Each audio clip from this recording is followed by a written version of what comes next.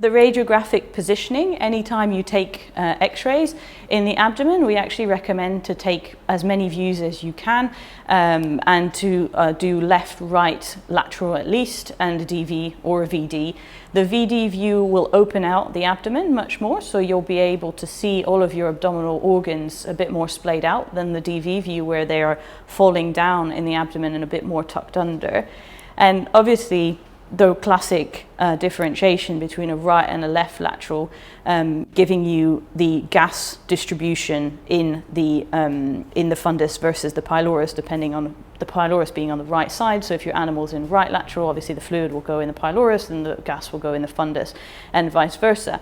And the reason why this is quite important is if you have, particularly depending on the charging structure of your practice, you may find yourself being able to only take one of those views. And if you're looking for a pyloric obstruction, pyloric foreign body, you might be better taking a left lateral, because then all of the gas goes into your pylorus, which then means that if there's an obstruction, you're more likely to see it highlighted by this gas.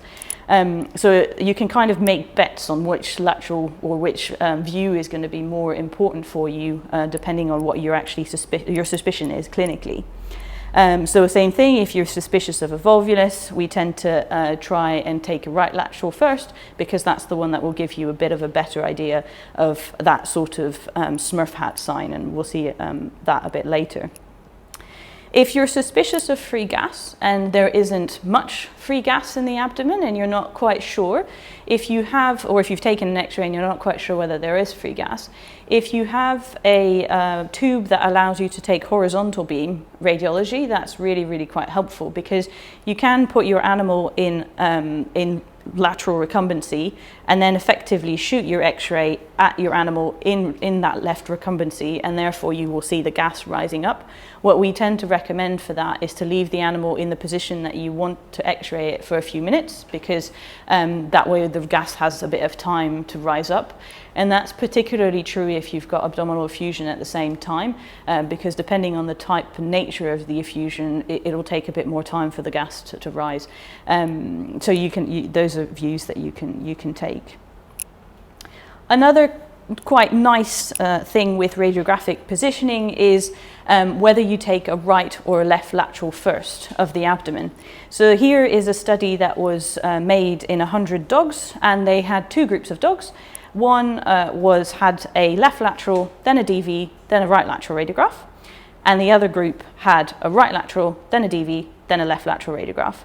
And what they found in those is that the dogs which were in the left lateral recumbency first were more likely to have gas in the duodenum in the subsequent VD and right lateral views. So same thing, it's effectively, if you want to see more gas in the duodenum, if you want to see the course of the duodenum, you're more likely to see it if you do that in a certain order. So here you can see the duodenum on this right lateral is beautifully filled with gas. So if you wanted to actually be able to evaluate whether there's anything in there, you've got a better chance of seeing this. And if you're very lucky, you might see a beautiful picture like this, where you've got the wonderful Peyer's patches that are visible here on this duodenum, where you get these indentations of gas where the actual Peyer's patches are, and so you can really see the anatomy of your duodenum.